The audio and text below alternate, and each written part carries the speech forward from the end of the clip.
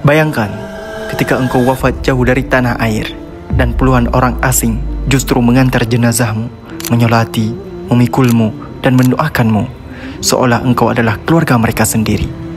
Inilah Tarim, kota yang tak hanya hidup dalam ilmu, tapi juga dalam cinta hingga ke liang lahat.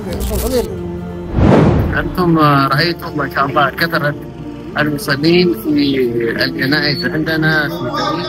Assalamualaikum warahmatullahi wabarakatuh. Hari ini kita akan salat jenazah ke salah satu ulama Tarim yang meninggal. Namanya yaitu Habib Sirri. Beliau ini selalu sama Habib Umar. Juga beliau mudarris di Darul Mustafa. Jadi kita salat jenazah ke beliau di mana di Zambal. Kita salat asar dulu ya. Ini samping Zambal. Tarim, kota para aulia, kota penuh keberkahan dan kedamaian. Di antara banyak hal yang mengagumkan dari kota ini, ada satu tradisi yang sangat menyentuh hati, yaitu solidaritas mereka ketika ada yang meninggal dunia. Sekarang kita menuju ke Jabanah. Ini samping ini adalah Zambal, dan di sebelah kiri ini adalah makam Furid. Dan di belakang hotel Kenya itu ada Akdar. Dan yang tiga-tiga ini dinamakan dengan Zambal. Di sini dimakamkan 10.000 lebih jasad orang-orang soleh. Satu makamnya ada yang 10 jasad karena lokasinya emang kecil. Orang-orang berlomba-lomba ingin dimakamkan di sini. Yuk kita lihat salat jenazahnya. Allahumma semoga Allah mengampuni dosa-dosa beliau. Ini ada Ustadz Quran kita, Ustadz Abdul Rahman, anak Dr. Ustadz Abdullah Hussein Alidrus, ahli balaghah Tarim.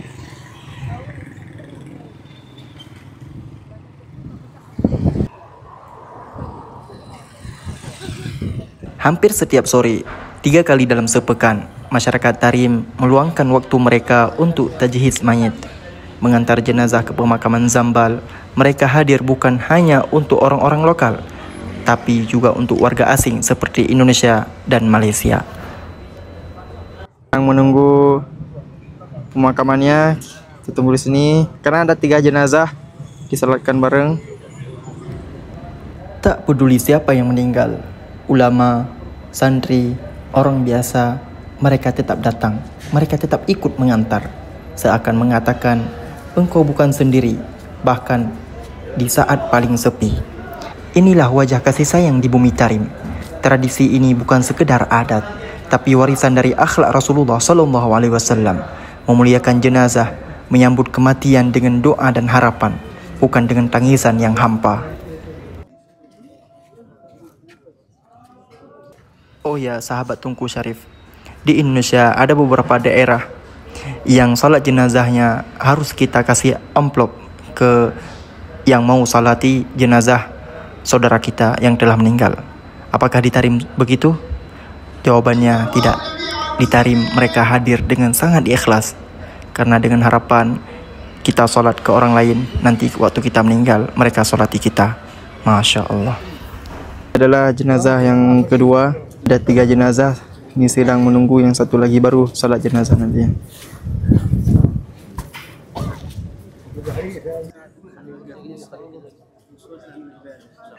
Akhir adalah Habib Muhsin yang kerja di Maktab Habib Umar Al-Mustafa.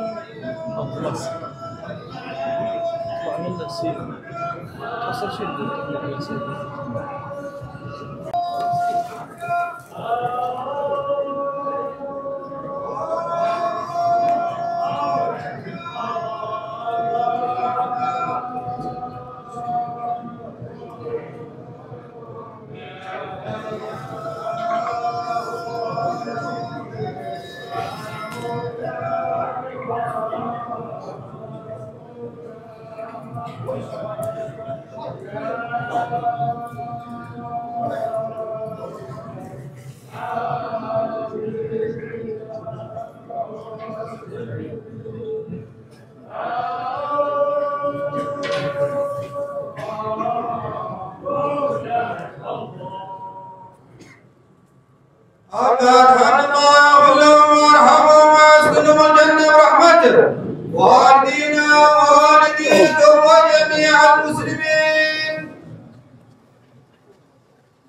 sholat jenazah.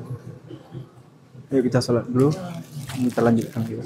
Sekarang orang-orang pada keluar dan akan mengarah ke pemakaman Zambal. Jenazah akan dibawa ke pemakaman Zambal.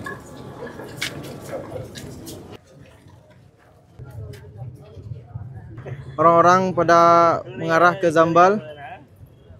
Banyak sekali orangnya. Ini di dalam masjid masih penuh. Ini adalah pemakaman Furet, yang di sana Zambal, yang di sana Akdar. Dan tiga makam ini dinamakan juga dengan makam Zambal. Jenazah dari Jabanah diarah ke Zambal.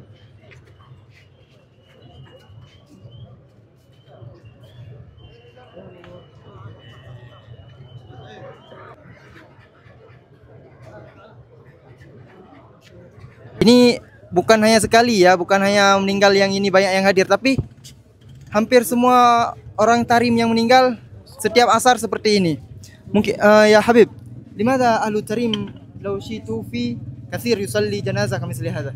يوم يحصل فضيلة Yahsul fadilah.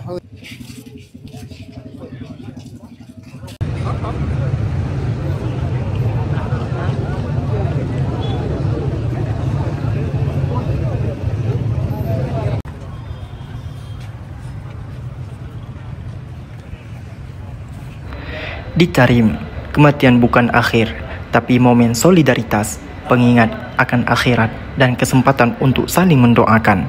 Semoga kita bisa belajar dari masyarakat Tarim untuk selalu hadir, bukan hanya saat senang, tapi juga saat kehilangan.